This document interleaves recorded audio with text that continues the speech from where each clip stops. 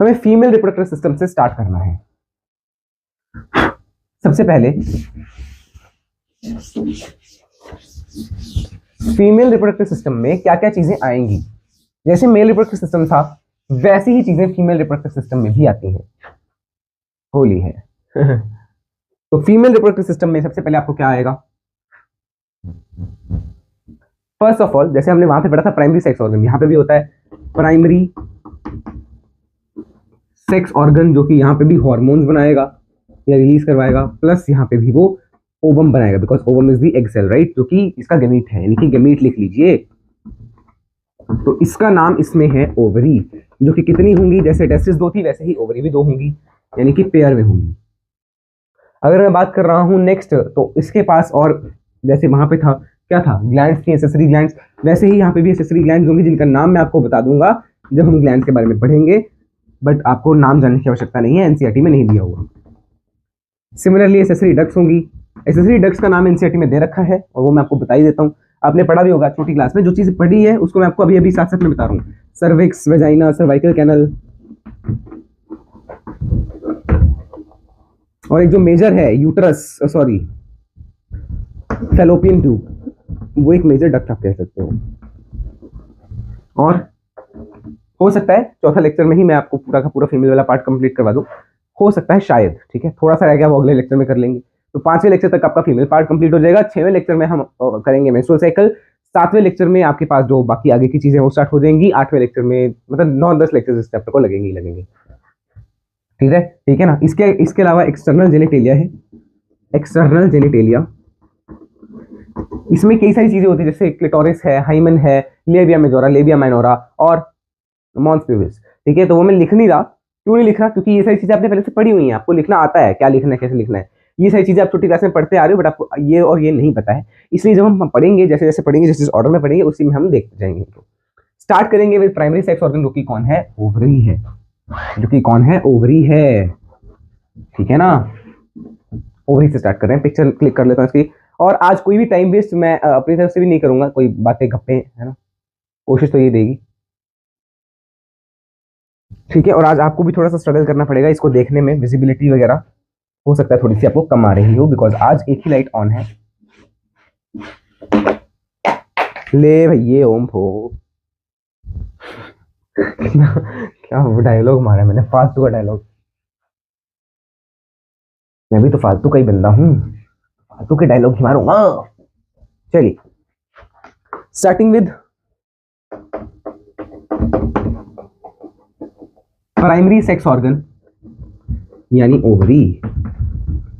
Paired होती है, paired होती है। सबसे पहली एक चीज आपको क्या याद रखना है, इसकी लेंथ वगैरह जो दी हुई है 4 से 5 दी है, 3 to 4 दी है। एक बार चेक भी कर लेना, मेरे ख्याल से 4 से, मतलब 4 तो है उस डाटा में था, 4 तो था, बट 4 to 5 है कि 3 to 4 है, ये नहीं मेरे को याद इतना। तो ये आप एक बार चेक कर लो कि ओवरी के बारे में विड्थ वगैरह, लेंथ वगैरह जो भी दिया हुआ है, कितना दिया हुआ है, साइज दिया हुआ है, सिंपल है ना। हाँ 2 to 4 दिया है, each ovary is about 2 to 4।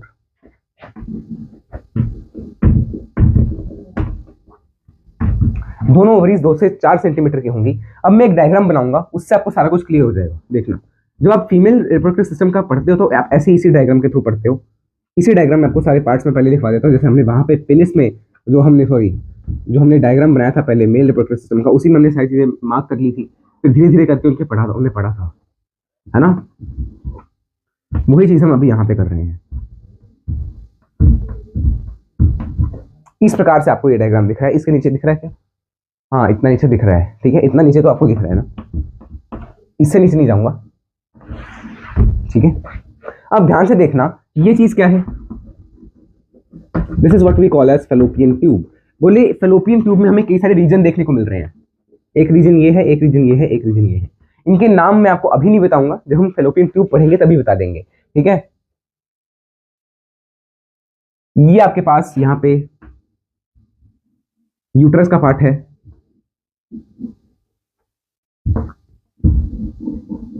इस तरह से, ये सारा यूट्रस की वॉल है। ये इसका नाम होता है यूट्राइन फंडस।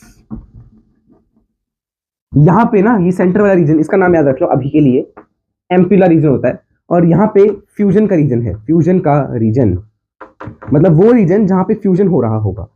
ये क्या है, सबसे नीचे है वेजाइना, ये क्या है सर्विक्स, ये क्या है सेंटर में जो वेजाइना और सर्विक्स को जोड़ रहा है, सर्वाइकल कैनल।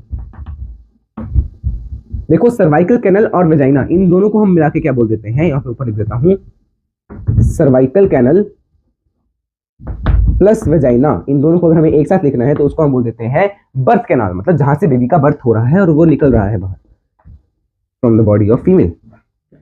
ये जो एंड वाली चीज है ये fimbriae, this is called fimbriae,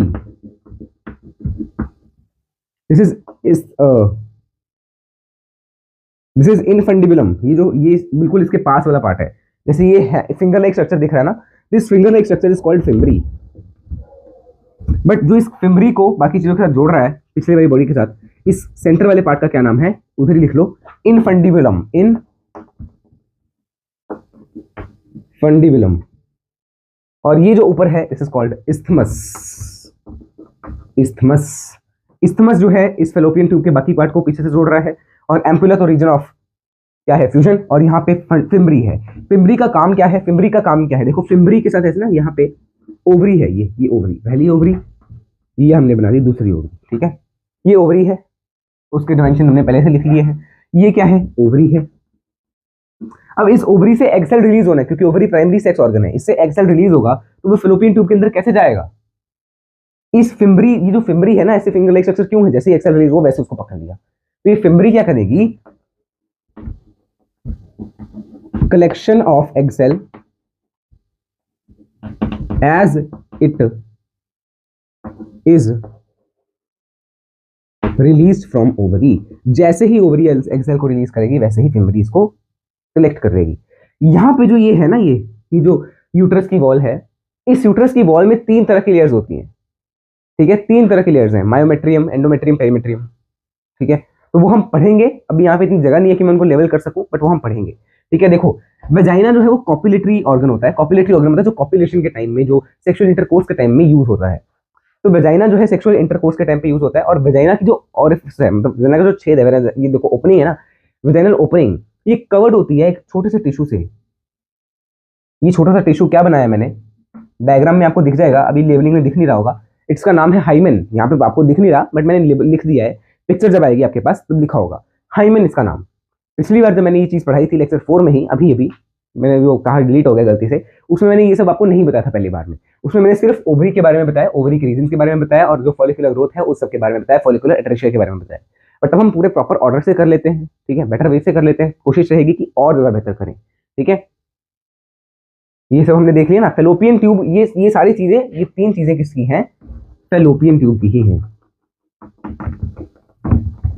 अब बोले ये याद रखना कि एम्पुला रीजन वो रीजन है फेलोपियन ट्यूब का जहां पे फ्यूजन हो रहा है, किस चीज का, एग सेल का और फीमेल मेल गैमेट। देखो यहाँ पे पहुंचा एग सेल, देखो यहाँ से बना, यहाँ पे पहुंचा एग सेल, और यहाँ से आ रहा है स्पर्म। अब देखो स्पर्म को अंदर करना है, अंदर मान ली एंट्री करवानी है, तो ये हाइमन को फोड़ के जाना पड़ेगा ना, पेनिस को इसके अंदर इंसर्ट करना है, this hymen will be torn off. अब कई बार तो ये हाइमन टॉर्न ऑफ कब हो सकता है, जब मान लो पेनिस इंसर्ट हो तब भी हो सकता है, यानी कि इंटरकोर्स के टाइम पे भी टॉर्न ऑफ हो सकता है, टॉर्न आउट। बट जब कोई फीमेल एथलीट हो या कोई रेस में भाग लेती हो, कोई हॉर्स राइडिंग करती हो, तो उस टाइम पे हॉर्स पे चढ़ते चढ़ते भागते भागते ये हाइमन तब भी टीयर आउट हो सकता है। इसीलिए हम कहते हैं ये hymen is not a sign of virginity. ये जरूरी नहीं है कि जिसके पास हाइमन है वो वर्जिन हो, सॉरी जिसके पास हाइमन नहीं है वो वर्जिन ना हो सकता है कि उसका जो हाइमन है वो टीयर ऑफ हुआ हो वाइल हॉर्स राइडिंग, राइट, तो हो सकता है हाइमन तब टीयर ऑफ हुआ हो। अब इस हाइमन के थ्रू टीयर ऑफ हो, क्या वेजाइना के थ्रू क्या आ रहा है, स्पर्म सेल्स आ रहे हैं, ये देखो स्पर्म सेल्स आ रहे हैं, ये स्पर्म सेल्स कहाँ के कहाँ जाएंगे, ये फेलोपियन ट्यूब के अंदर चले गए, और यहाँ पे ये इसके साथ फ्यूज होंगे, इसीलिए हमने कहा ये एम्पुलर रीजन या एम्पुलरी रीजन में फ्यूजन ऑफ गैमेट्स होता है। आफ्टर दिस फ्यूजन यहाँ पे जाइगोट बनेगा, जाइगोट से एम्ब्रियो, एम्ब्रियो से है ना आगे तक डेवलप होता जाएगा, ब्लास्टोसिस्ट बनेगा, आपको नहीं पता अभी तो कोई बात नहीं, मतलब क्लीवेज यहाँ पे हो रहा है सारा, ठीक है। और जैसे ही वो क्लीवेज होगा यहाँ पे आके वो इम्प्लांट कर देगा, किसको, इम्प्लांट कर देगा एम्ब्रियो को, यानी एम्ब्रियो जो है वो इम्प्लांटेशन यहाँ पे होगी, कहाँ पे, इस वॉल लेयर में। अब इन वॉल लेयर में जो सबसे अंदर की तरफ है वो होती है एंडोमेट्रियम। तो इसीलिए हम कहते हैं कि जब ये सारा काम हो रहा होता है, फीमेल बॉडी में ये सारी चीजें हो रही हैं, एक्सेल बन रहा है, उस टाइम पे साथ साथ में एंडोमेट्रियम खुद को तैयार कर रही होती है, उसको ऐसी आशंका है कि कोई ना कोई स्पर्म आएगा, यहाँ पे जाइगोट बनेगा, एम्ब्रियो बनेगा, तो वो सोच रहा है कि एम्ब्रियो बनेगा, कौन सोच रहा है, एंडोमेट्रियम सोच रही है एम्ब्रियो बनेगा, तो मैं तैयार हो जाती हूँ, मुझे उस एम्ब्रियो को न्यूट्रिशन प्रोवाइड करना है, तो ये खुद को बहुत ज्यादा डिवाइड, मतलब खुद को बहुत ज्यादा ग्रो कर लेगी, खुद में बड़ी कई सारे चेंजेस लेके आएगी एंडोमेट्रियम। ठीक है, मायोमेट्रियम कब यूज होगी, चलो वो हम बाद में बात करेंगे, मायोमेट्रियम के बारे में हम बाद में बात कर लेते हैं, बिकॉज सारा अगर मैं यहाँ पे बता दूंगा ओरली तो हम लिखेंगे क्या। ठीक है, लिखना भी सारा में ओरली भी करवाना है। वैसे मायोमेट्रियम जब बेबी का बर्थ होता है तो उसमें कॉन्ट्रैक्शंस के काम आती है मायोमेट्रियम, क्योंकि मायो टर्म्स आता है मसल से, क्लास 11th याद करो, मायोफाइब्रिल्स मायोफिलामेंट पढ़ा ना, तो वो मायो का मतलब क्या होता था, मसल्स होता था ना, तो मसल्स में पढ़ा आपने पूछी। ठीक है, कोई दिक्कत नहीं है उसकी, अभी आप वो मत सोचो, अभी सिर्फ आप इसको नोट करो, जो मैंने आपको यहाँ पे लिखवाया उसको नोट करो। अब हम स्टार्ट करेंगे प्राइमरी सेक्स ऑर्गन। अब इतना कुछ आपने देख लिया ना, इसमें आपने सारी चीजें देख ली हैं, एक चीज आपने देख ली एक्सटर्नल चीज की, एक्सटर्नल उसकी।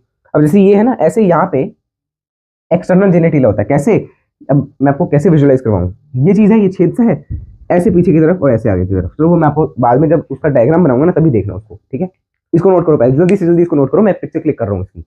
11 मिनट हो गए हैं यार, क्लियरली दिख भी नहीं रहा कुछ कुछ चीजें। ओ यार, फोन तो अभी बहुत ज्यादा गर्म हो गया है, तो बीच में कहीं भी रुक सकती है, तो हम देखते हैं, जहां पे रुक जाएगी ना मैं वहीं पे उतनी अपलोड कर दूंगा, क्योंकि अपलोड तो होनी चाहिए ना, कम से कम तुम्हारा तो लॉस ना हो। क्योंकि मुझे लगा कि मैंने 4th लेक्चर बना के अपलोड कर दिया है, इसलिए मैंने डिलीट कर दिया, अब मुझे क्या पता था अपलोड ही नहीं हुआ। तो प्राइमरी सेक्स ऑर्गन के 2 रीजन्स हैं,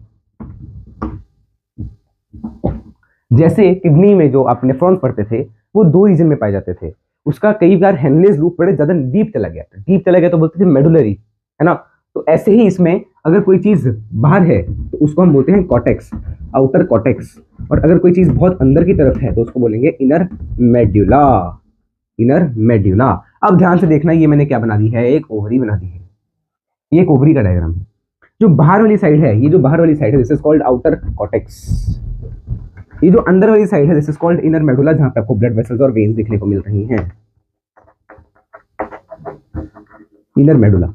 ओवरी में आप एक चीज और याद रखना, ओवरी जैसे अभी अपने डायग्राम में देखा था वो 2 जगह से जुड़ी हुई थी, मैंने कैसे डायग्राम बनाया ऐसा, और एक इस साइड से एक इस साइड से जोड़ी थी ना, ये किस चीज से जुड़ी है, दे आर कॉल्ड लिगामेंट्स। तो आपकी एनसीईआरटी में तो इनका नाम नहीं बताया, बट मैं आपको नाम बता रहा हूं। Ovary is joined to uterus wall या uterine wall by uterine ligament, uterine ligament, और यही ओवरी पेल्विक वॉल के साथ भी जुड़ी होती है, joint to pelvic wall by suspensory ligament, not pelvic ligament, suspensory ligament. बोले कुछ तो हम कॉम्प्लिकेट करेंगे ना, बायो वाले हैं, ऐसे थोड़ी सीधे सीधे नाम रख देंगे, खून आ रहा है तो उसका नाम क्या रखें, ब्लड, ब्लडिंग, ब्लीडिंग, नहीं, उसका कुछ अजीब सा ही नाम रखेंगे। ठीक है ना, तो ये नोट करो। अब ये डायग्राम मैं भरूंगा, याद रखना आउटर कॉर्टेक्स में क्या होता है, आउटर कॉर्टेक्स में आपके पास oogenesis चल रही होती है, oogenesis आपके पास आउटर कॉर्टेक्स के रीजन में ही चल रही है, इनर मेडुला में सिर्फ आपके पास ब्लड वेसल्स एंड वेन्स हैं।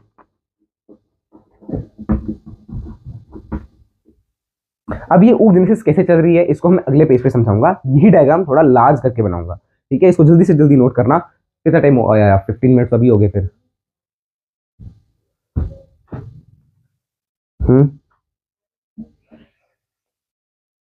कोई नहीं, फॉलिकल्स तक तो आज करवा के जाऊंगा, फॉलिकुलर ग्रोथ सब सारी करवाऊंगा।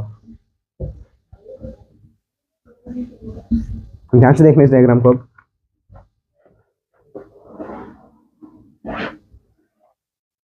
ठीक है, बिल्कुल सही, इधर से ऐसे को बनाओ थोड़ा, ठीक है।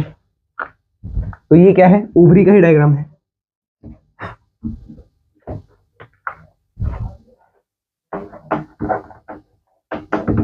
Inner cortex, sorry inner medulla, outer cortex. Outer cortex में मैंने बोला क्या हो रहा है, ग्रोथ हो रही है, किसकी किसकी ग्रोथ हो रही है, हाँ oogenesis हो रही है, मतलब oogoनियम वगैरह की जो भी oocyte वगैरह हो गए वो ग्रो कर रहे हो।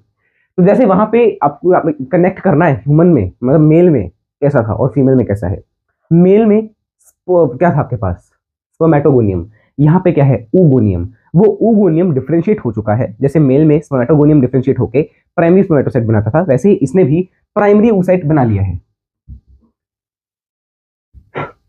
वेट करिए, ये रहा वो प्राइमरी oocyte, ये रहा वो प्राइमरी oocyte, ठीक है। इसके आसपास ना बस कुछ सेल्स आ गए, उसके आसपास कोई सेल नहीं आए थे ना, इसके पास कुछ सेल्स हैं, इसके आसपास कुछ सेल्स आ गए हैं। अब क्योंकि हर चीज अलग अलग तरह से है। अच्छा, उस लेक्चर में मैंने कलर्ड चॉक्स यूज की थी यार, इतने अच्छे से समझ आया था सबको, मतलब मेरे को खुद को फील हुआ था कि अच्छा पढ़ाया यार, कुछ तो अच्छा किया आज के दिन में, ऐसा फील हुआ था। ठीक है, तो ये आपके पास क्या है, प्राइमरी oocyte। प्राइमरी oocyte के आसपास कुछ सेल्स की लेयर है, इन सेल्स का नाम है ग्रैन्युलोसा सेल्स। ग्रैन्युलोसा सेल्स जो कि क्या करते हैं, सिक्रीट करते हैं एस्ट्रोजन। लाइट आ गई, जल्दी से जल्दी एसी चला देते हैं ताकि जो फोन है वो कूल डाउन भी हो जाए, जल्दी हो जाए। ऑन ही था, बंद हो गया। ठीक है, तो ये क्या है सेंटर में, ये सेंटर में क्या है, दिस इज प्राइमरी oocyte। ठीक है, प्राइमरी oocyte। अब तो हम ये भी कर सकते हैं काम, अब दिख रहा होगा प्रॉपर सारा। एक मिनट, अब मैं फिर से इसका थोड़ा सा फोकस जो है, हाँ अब बेटर विजन तो आ रहा है कम से कम। तो दिस इज प्राइमरी oocyte, जिसके आसपास कुछ सेल्स हैं, ग्रैन्युलोसा सेल्स। तो प्राइमरी oocyte प्लस इन सेल्स के जत्थे को, इसको मिला के हमने क्या बोल दिया, इसको हमने मिला के नाम दे दिया प्राइमरी फॉलिकल। कुछ भी नहीं है, बस oocyte के ऊपर कुछ सेल्स आ गए, मिला के बोल दिया प्राइमरी फॉलिकल। अब देखो क्या हुआ, ये आगे गया, मतलब आगे जब ये जा रहा है तो ग्रैन्युलोसा सेल्स का नंबर बढ़ गया, डबल लेयर हो गई। ठीक है, oocyte अभी भी प्राइमरी ही है, oocyte ने अभी डिवीजन नहीं किया है। एक्चुअली ये डिवीजन करने में लेट हो जाता है। आपको पता होगा इसमें मियोसिस स्टार्ट हो चुकी है बट अभी खत्म नहीं हुई है।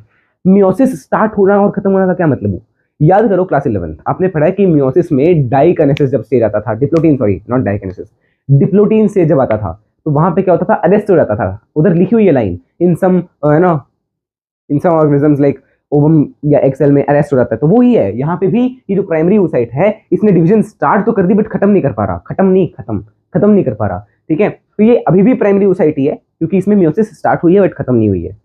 और इसके आसपास जो ग्रैन्युलोसा सेल्स थे उसने खुद की लेयर्स को डबल कर लिया, यानी कि अब वो और ज्यादा नंबर हो गए, उनका नंबर बढ़ता गया है, ऐसा हो गया है कुछ एनवायरनमेंट। ठीक है, इस तरह से। और ये तो ठीक है, चलो इन ग्रैन्युलोसा सेल्स के बाहर भी एक लेयर बन गई ऐसी, और इसका नाम क्या आ गया, इसका नाम क्या आ गया, थीका। बोले क्या ये वही थीका है जो कि एंथर के अंदर था? अरे भाई क्या बात करते हो यार, ये एंथर दिख रहा है तुम्हें। ठीक है, थीका, बाकी सब सेम है। ग्रैन्युलोसा सेल्स का नंबर बड़ा है अभी भी ये प्राइमरी oocyte ही है, ये अभी भी प्राइमरी oocyte ही।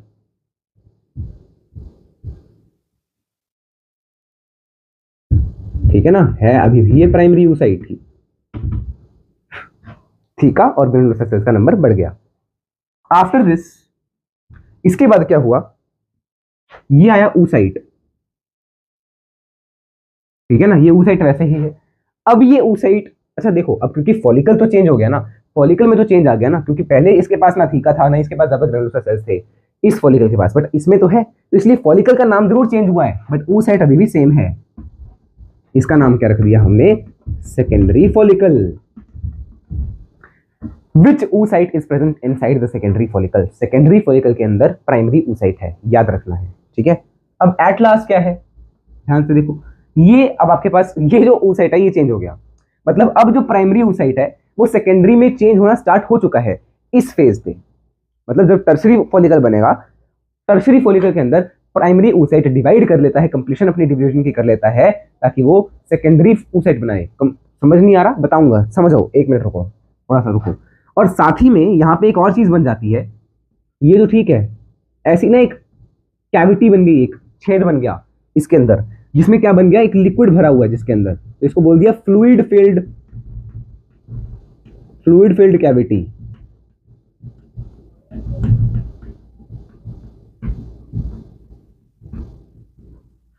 ठीक है, और उसके साथ साथ जो आपके पास ये था ना, ये देखो, ये था ना आपके पास जो भी oocyte है, प्राइमरी सेकेंडरी, उसके बारे में बाद में बात करेंगे। इसके बाहर भी एक लेयर आ गई, ये देखो, इसके बाहर भी एक लेयर आ गई, ठीक है ना। एक मिनट प्लीज वेट करना। हाँ ये चीज मैं गलत बोल दी, मैं वही चेक ही करने गया था एक्चुअली। यार ये अभी कैसे बना दिया मैंने, ये लेयर अभी बनी नहीं है, sorry about this, really sorry, अभी ये ऐसे ही है, ठीक है ना। बट थीका जो थी, ये एक थीका थी पहले, अब ये थीका दो थीका में बदल गई, पहले एक थीका थी अब दो थीका हो गई, एक अंदर की तरफ एक बाहर की तरफ, ठीक है, दो थीका बन गए। मतलब अब क्या है, थीका एक्सटर्ना बन गई है और थीका इंटरना बन गई है। फॉलिकल चेंज हुआ क्या, हाँ देखो कितना तो चेंज हुआ फॉलिकल के अंदर, है ना। तो इसलिए इस फॉलिकल का क्या नाम है, इसका नाम है टर्शरी फॉलिकल। टर्शरी फॉलिकल के अंदर जो ये oocyte है, ये कौन सा oocyte है, यहां पे आप लिखेंगे प्राइमरी / सेकेंडरी oocyte, क्योंकि पहले तो oocyte ने डिवाइड नहीं किया था, बट इस टर्शरी फॉलिकल के अंदर रहते रहते oocyte खुद को डिवाइड करता है। अब अगर हमने डिवीजन से पहले इस टर्शरी फॉलिकल को देखा है तो वो प्राइमरी लगेगा, अगर हमने बाद में ऑब्जर्व किया है तो वो सेकेंडरी दिखेगा। जैसे मैंने कहा कि मैं 4:05 पे, एग्जैक्ट 4:05 पे मैं सेंटर में होता हूं मान लीजिए, ठीक है, उससे 1 मिनट बाद मैं इस साइड होता हूं, उससे 1 मिनट बाद में इस साइड होता हूं, ठीक है ना। अब मैंने मान लो कोई एवरेज टाइम लिया 4:05 के आसपास का, मुझे पता नहीं कितना है, ठीक है, I don't have any idea. मैंने उस टाइम पे देखा तो मैं इधर था, दैट मीन्स अभी 4:05 नहीं हुए हैं, ठीक है ना। तो अगर ये प्राइमरी है दैट मीन्स अभी डिवीजन नहीं हुई है। और अगर मान लो 4:05 की लाइन क्लियर, मतलब 4:06 हो गए, तो फिर मैं इस कॉर्नर पे आपको दिखूंगा, दैट मीन्स 4:05 हो चुके हैं और मैंने अपनी पोजीशन चेंज कर ली है। वैसा ही इसमें है, अगर हमें प्राइमरी दिख रहा है दैट मीन्स इसने अभी डिवाइड नहीं किया है, और अगर ये सेकेंडरी दिख रहा है दैट मीन्स जो है उस साइड ने वो डिवाइड कर लिया है, और वो किसके अंदर डिवाइड कर रहा है, टर्शरी फॉलिकल के अंदर। इसीलिए यहाँ पे आपको दो स्टेजेस देखने को मिल रहे हैं, प्राइमरी भी हो सकता है सेकेंडरी भी हो सकता है। बट मान लो 4:06 7 आप देखिए 4:30 बजे देखो तो मैं आपको इसी कॉर्नर पे दिखूंगा ना। तो वैसे ही आप देखी डिवीजन के बाद रहे हो, अगले फॉलिकल में देख रहे हो तो 100% आपको सेकेंडरी oocyte दिखेगा, उसके अंदर कौन सा होगा और थोड़ी दिखेगा। तो अब फॉलिकल चेंज होगा तो उसके अंदर कौन सा oocyte होगा, सेकेंडरी oocyte होगा। तो ये secondary oocyte, now it's 100% secondary oocyte। और अब ये सेकेंडरी oocyte खुद के बाहर एक लेयर बना लेता है, ये रही वो लेयर जिसने खुद के बाहर ही बनाई है, और बाकी सेल्स वैसे ही हैं।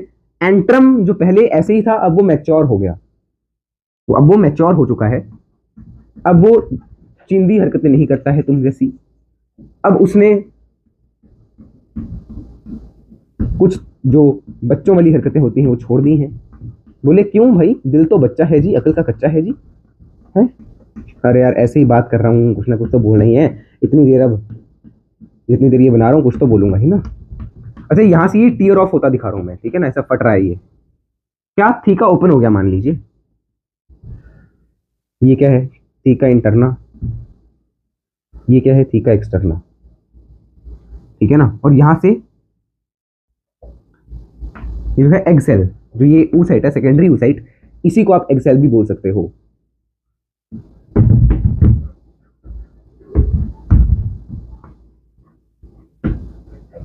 ठीक है ना, ये ओके। तो ये ओपन हो रहा है दैट मीन्स इसके कुछ जो ग्रैन्युलोसर सेल्स है वो बाहर भी आ रहे होंगे, यानी कि कुछ ग्रैन्युलोसर सेल्स इसके पास भी प्रेजेंट होंगे, इसके आसपास अभी भी थोड़े बहुत प्रेजेंट होंगे कुछ कुछ, जब बाहर आ गए हैं तो अब वो ग्रैन्युलोसर सेल्स नहीं कहलाए जाएंगे। अब इनका नाम हमने चेंज करके क्या रख दिया, अब इनका नाम हमने रख दिया कोरोना रेडिएटा सेल्स,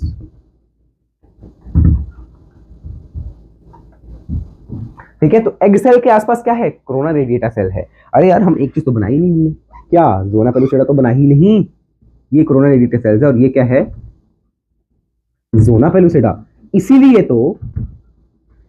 तो जो स्पर्म सेल था उसके पास एक्रोसोम था, ताकि वो इस ज़ोना पेलुसिडा को चीरता हुआ जाए, ताकि वो इन कोरोना रेडिएटा सेल्स को तोड़ सके एंजाइम्स की मदद से, और उन एंजाइम्स को तोड़ने के बाद ही सीधा किसके पास चला जाए, ओवम के पास चला जाए, ताकि उसको फ्यूज कर सके।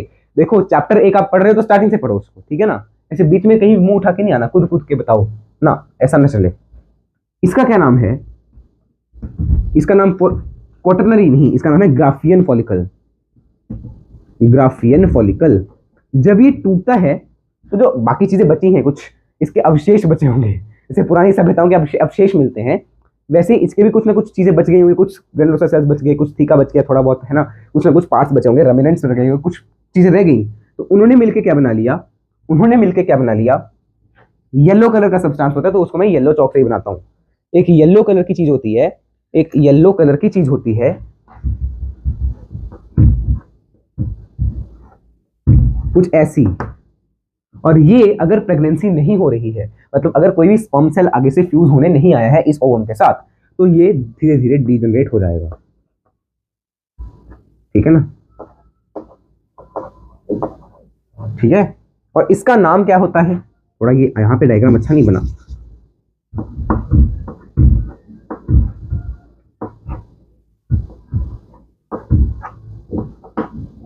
इसका क्या नाम है, इसका नाम है कॉर्पस ल्यूटियम। अब देखो जो हार्मोन्स हैं गोनेडोट्रोपिन्स, जिसके बारे में हमने पिछले लेक्चर में बात की थी, GnRH, GN गोनेडोट्रोपिन्स, LH और FSH ल्यूटिनाइजिंग हार्मोन और फॉलिकल स्टिमुलेटिंग हार्मोन, वो दोनों यहाँ पे काम कर रहे हैं इसके ऊपर भी। जैसे वो टेस्टिस में भी काम करते थे वैसे यहाँ पे भी काम कर रहे हैं। यहाँ पे फॉलिकल स्टिमुलेटिंग हार्मोन क्या कर रहा है, इनकी ग्रोथ करवा रहा है, फॉलिकल्स को चेंज करवा रहा है, फॉलिकल्स के फेजेस चेंज करवाएगा। ठीक है ना, आप कह सकते हो कि फॉलिकल स्टिमुलेटिंग हार्मोन, क्योंकि ये केरोटिनोसाइट सेल्स को बढ़ाता जा रहा है, फॉलिकल का नंबर बढ़ा रहा है ना, मतलब फॉलिकल का क्या करवा रहा है, एडवांसमेंट करवा रहा है, प्राइमरी से सेकेंडरी से टर्शियरी कौन बनवा रहा है, वही FSH बनवा रहा है। तो इसलिए आप कह सकते हो कि FSH बनवा रहा है और ये फर्दर जाके एस्ट्रोजन सीक्रेट कर रहे हैं। तो इस टाइम पे एस्ट्रोजन भी हाई होता है, जब ये चीज हो रही है एस्ट्रोजन हाई रहेगा। बोले तो यहाँ पे क्या चीज एक्ट कर रही है, ये इसको कौन फुड़वा रहा है, ये फूट रहा है ना, तो इसको फुड़वाने वाला हार्मोन है आपके पास ल्यूटिनाइजिंग हार्मोन, क्योंकि वो क्या बनवा रहा है, कॉर्पस ल्यूटियम। ऐसे याद रखना, ल्यूटियम बनवा रहा है तो वो ल्यूटिनाइजिंग हार्मोन है। ठीक है ना, और कॉर्पस ल्यूटियम बन जाता है, इसको नोट करिएगा, ये आपको सारा कुछ याद रखना है। और ये भी याद रखना है प्राइमरी oocyte है इनमें, यहाँ पे प्राइमरी या सेकेंडरी के बीच में हो सकता है, ये सेकेंडरी oocyte है,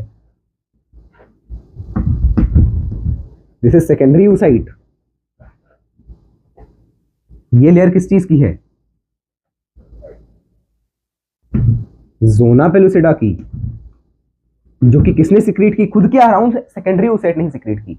अब ये जो मैंने यहाँ पे आपको डायग्रामेटिकली समझाया है, इसको मैं लिखवा भी देता हूँ, बट उसका कोई फायदा तो नहीं होगा वैसे, बट सिर्फ हम लिख भी लेते हैं। ठीक है, इसको नोट करना, जल्दी से जल्दी इसको नोट करिएगा। 28 मिनट तो हो गए, कितना प्यारा डायग्राम बना भाई।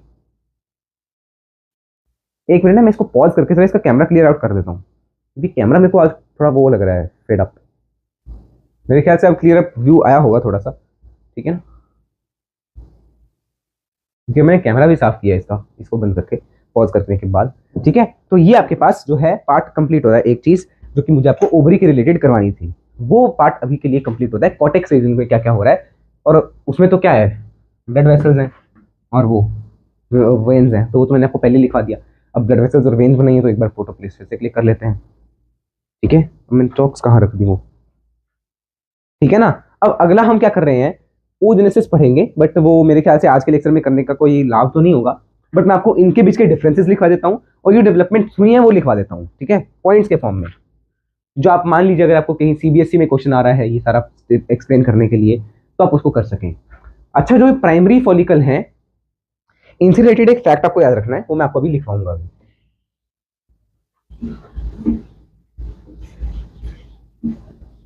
हाँ, और कई बार आप कमेंट में लिखते हैं कि आपको व्हाइट बोर्ड पे पढ़ना है, तो कोशिश रहेगी कि अगले चैप्टर से हम व्हाइट बोर्ड पे करें। ठीक है, और अगर आपको इन चैप्टर्स के व्हाइट बोर्ड पे लेक्चर देखने हैं, तो पिछले साल मैं एक बार चेक भी करके आपको बता देता हूँ।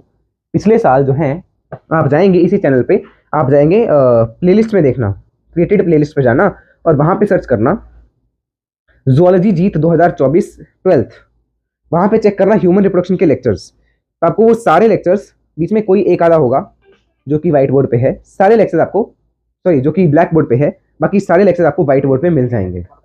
सेम जो पढ़ाया है ना, कोई कोई लेक्चर होगा जो ब्लैक बोर्ड पे होगा, जिससे मैं चेक करके बता ही देता हूँ आपको कौन सा है। थर्ड होगा मेरे ख्याल से, एक बार थर्ड भी नहीं, थर्ड भी नहीं है, सेकंड है। ठीक है, सिर्फ सेकंड लेक्चर है और फर्स्ट लेक्चर है जो कि उस पे है ब्लैक बोर्ड पे, बाकी सारे ही व्हाइट बोर्ड पे हैं। ठीक है, और अगर मैं बात कर रहा हूँ अबाउट रिप्रोडक्टिव हेल्थ, तो उसके 3 लेक्चर्स थे, तीनों के तीनों आपके पास व्हाइट बोर्ड पे हैं। तो ये दोनों चैप्टर्स आपको व्हाइट बोर्ड पे मिल जाएंगे, इसीलिए इनको मैं यहाँ पे ब्लैक बोर्ड पे पढ़ा रहा हूँ, ताकि आपके पास दोनों चीजें हो जाए ना, व्हाइट बोर्ड वाली भी हो जाए, ब्लैक बोर्ड वाली भी हो जाए। ठीक है, फिर मैं एक बार कुछ चीजें करूंगा और भी ठीक है ना। और बाकी जो नए चैप्टर्स हम स्टार्ट करेंगे ना, इनके बाद ह्यूमन रिप्रोडक्शन और रिप्रोडक्टिव हेल्थ के अलावा, वो हम करेंगे ऑन व्हाइट बोर्ड, ठीक है, उनको हम व्हाइट बोर्ड पे करेंगे, ठीक है। ओवरी, ओवरी बोले, ओवरी करनी है आपको स्टार्ट अभी, है ना। तो ओवरी के अंदर हाँ वही फॉलिकल की वही देखना है, पहले तो हम याद रखना है, यहाँ पे नोट के फॉर्म में लिख लो एक चीज, many primary follicles are destroyed, destroyed लिखा हुआ है, एग्जैक्ट वर्ड हम देखते हैं एनसीईआरटी में से, तो वही हम लिखेंगे ऐसे ना, अपनी तरफ से वर्ड जो है उसको लिखने की आवश्यकता नहीं है। मतलब मैं आपको वैसे बता देता हूँ कि कई सारे जो फॉलिकल्स हैं वो डिस्ट्रॉय हो जाते हैं, तो खराब हो जाते हैं, हाँ degenerate, degenerate is exact word, gets degenerated, degenerated है ना, गेट्स डीजनरेटेड ही है, कहाँ है, हाँ ये देखो, a large number of these follicles degenerate, सही है, डीजनरेट ही है, डीजनरेटेड फ्रॉम, फ्रॉम जब आपका बर्थ होता है to puberty, and the ovary is left with, और ओवरी में सिर्फ कितने बचे होंगे, 60,000 to 80,000, देखो अभी भी कितने सारे बचे हुए हैं, 60,000 to 80,000 प्राइमरी फॉलिकल्स, और ये एक ओवरी के अंदर है, मतलब टोटल की बात कर रहा हूं तो नियरली 1,60,000 है, 18-16 ना, तो 1,60,000 है टोटल, या इनके बीच का कोई नंबर होगा, है ना, 1,20,000 से 1,60,000 के बीच में। अगर मान लो 1,20,000 भी है, फिर भी 12 महीने से आप उसको मल्टीप्लाई करो, 1,20,000 है ना, ये हुआ ना, उसको अगर आप 12 महीने से, तो आप देखो 1,00,000 महीने तक आप उससे क्या कर सकते हो, एग सेल रिलीज कर सकते हो, 1,00,000 महीने। और अगर मैं 1,00,000 मंथ्स को, 1 10 100,000 10,000 लाख, राइट, तो मैंने 12 से क्यों डिवाइड किया वैसे इसको, है इतने टोटल हैं, राइट, हाँ तो 1,00,000 महीने हो गए ना, 1,00,000 महीने मतलब कितने साल हुए, इसको भी 12 से डिवाइड कर दो, तो 12 हम नियरली अप्रोक्सीमेटली ले लेते हैं, तो 1,000, ये तो पता नहीं क्या ही डाटा आ गया भाई पता नहीं क्या ही निकल के आ गया, ये डाटा क्यों करवाया और ये मैंने, ठीक है। तो ये जो पूरा प्रोसीजर है ये वाला, इसको हम क्या बोल देते हैं, this is known as follicular atresia, follicular atresia, ठीक है ना। तो इसको नोट करो, इसको जल्दी नोट करना, और फिर हम आगे भी कर लेते हैं। अभी टाइम कितना हुआ है, 33 मिनट्स, यार बहुत ज़्यादा गर्म हो चुका है फोन, तो हो सकता है कभी भी बंद हो जाए, तो आगे करो कि ना रहने दें। वो लिख लेते हैं, ओवरी वगैरह जो हमने अभी चीज़ें पढ़ी हैं उनके बारे में, डिफरेंस वगैरह, और जो प्रोसीजर हमने पढ़े हैं यूजिंग अ फ्लो चार्ट, उनको मैं आपको थ्योरेटिकली लिखवा देता हूँ, ठीक है।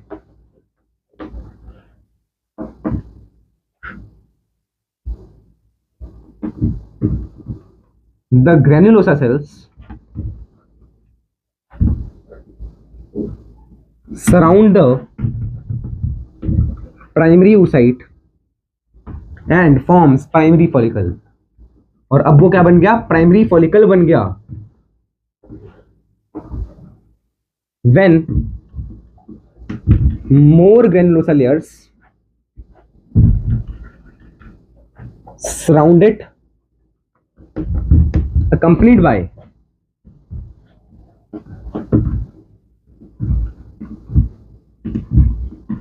एक एडिशनल लेयर भी तो बनी थी, an additional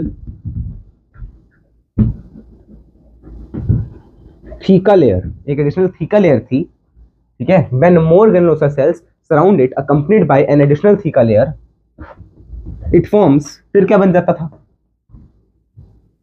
primary sorry secondary follicle, but the oocyte is still primary oocyte, अभी वो है तो प्राइमरी oocyte ही, oocyte चेंज नहीं हुआ है, oocyte is not change, oocyte is not changed, then comma, उसके बाद क्या हुआ था, a fluid filled cavity known as antrum is formed in tertiary follicle and theca is divided into two layers, theca interna and theca externa। और ये सारा किसके अंदर हुआ?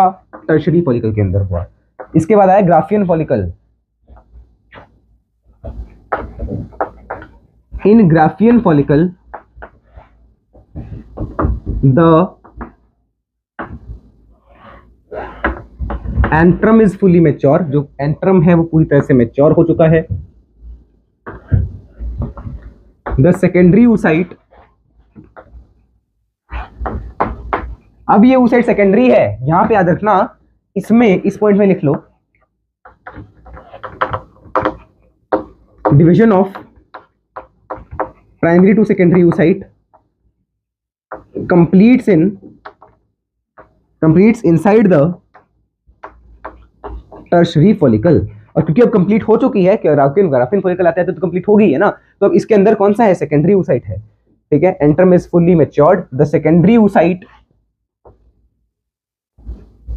Forms a layer of zona pellucida. इसके बाद का डेवलपमेंट मैं आपको ऊपर लिखा दूं क्या? यहां पे लिखो, पॉइंट नंबर से लिख लो 3 4, पांचवा यहां लिख लो। The Graafian follicle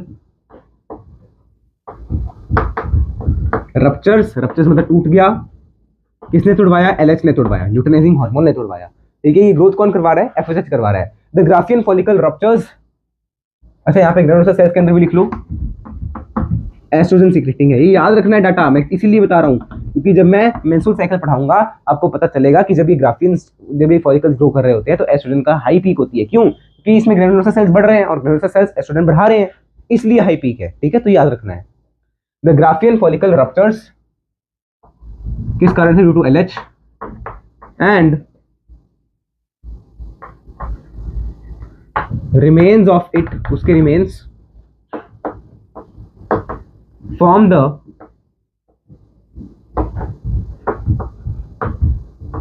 corpus luteum. और कॉर्पस ल्यूटियम जो है वो कैसा होता है? Oestrogen and progesterone secreting. ज्यादा वो प्रोजेस्टेरॉन सिक्रीट करता है, प्रोजेस्टेरॉन ज्यादा सिक्रीट करता है as compare to oestrogen, but दोनों हम कहेंगे। और प्रोजेस्टेरॉन को बोलते हैं क्या? प्रोजेस्टेरॉन को क्या बोलते हैं? Pregnancy hormone. क्योंकि जो हमने अभी पढ़ा ना, एंडोमेट्रियम में चेंजेस आते हैं, स्टार्टिंग में मैंने बताया, तो वो एंडोमेट्रियम के चेंजेस को मेंटेन कौन करवाएगा? यही प्रोजेस्टेरॉन करवाएगा। अब हर चीज आपके मन में कनेक्ट होनी चाहिए, ठीक है ना। और इसीलिए कॉर्पस ल्यूटियम बना रहेगा जब प्रेगनेंसी होती है। अगर प्रेगनेंसी हुई तो कॉर्पस ल्यूटियम को बने रहना है, क्योंकि अगर कॉर्पस ल्यूटियम है तो प्रोजेस्टेरॉन हाई रहेगा, प्रोजेस्टेरॉन हाई है तो एंडोमेट्रियम टूटेगी नहीं, एंडोमेट्रियम मेंटेन रहेगी, हार्ड रहे, मतलब endometrium is suitable for pregnancy, for that क्या बोलते हैं उसको, अटैचमेंट ऑफ एम्ब्रियो, इम्प्लांटेशन। और अगर मान लीजिए प्रोजेस्टेरॉन आपको हाई नहीं चाहिए, दैट मींस कॉर्पस ल्यूटियम टूट जाएगा, फूट जाएगा। कॉर्पस ल्यूटियम जब फूटेगा तो फिर आपके पास प्रोजेस्टेरॉन हाई नहीं रहेगा, उसके कारण से एंडोमेट्रियम मेंटेन नहीं रहेगी और एंडोमेट्रियम भी डीजनरेट हो जाएगी, ठीक है। Form the corpus luteum, oestrogen and progesterone secrete, क्या ये?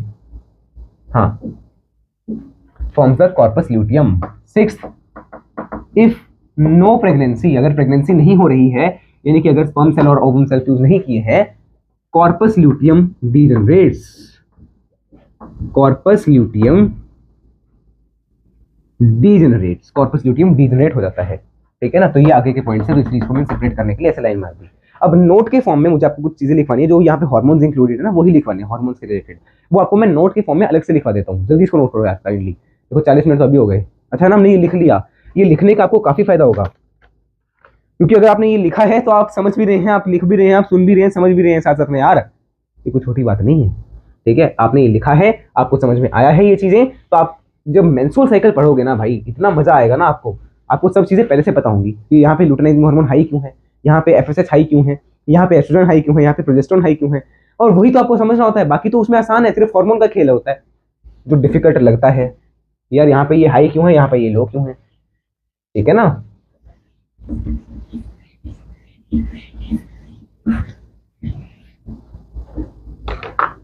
अब नोट के फॉर्म में लिखो, तेरी ओए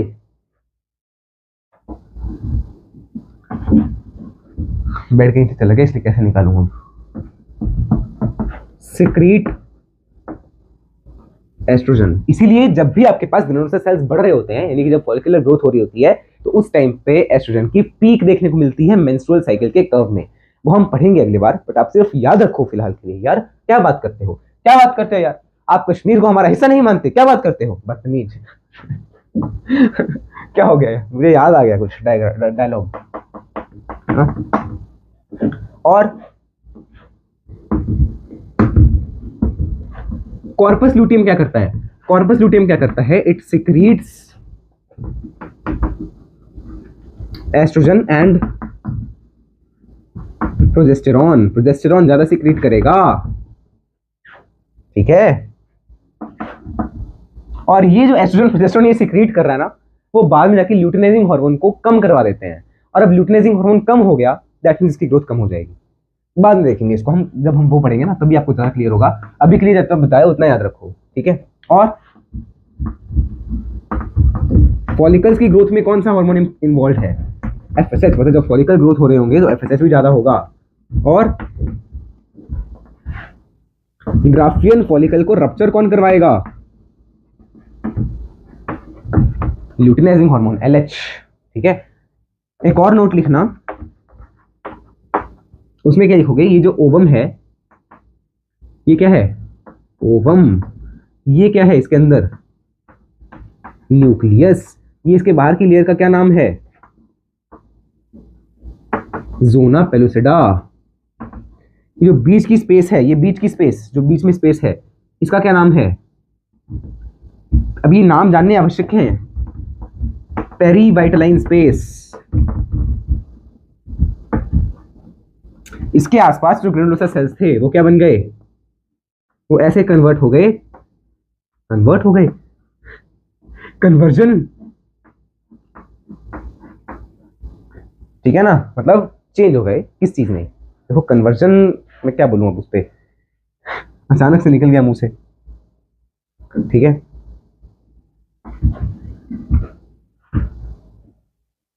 क्या पता वो मूवी सही में सच्ची हो जो कन्वर्जन पे बनी है।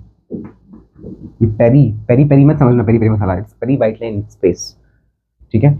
ये क्या है, ये जो है पहले ये ग्रेनुलोसा सेल्स थे, बट कुछ ग्रेनुलोसा सेल्स निकल गए और उनको अब हमने क्या बोल दिया, नाउ कॉल्ड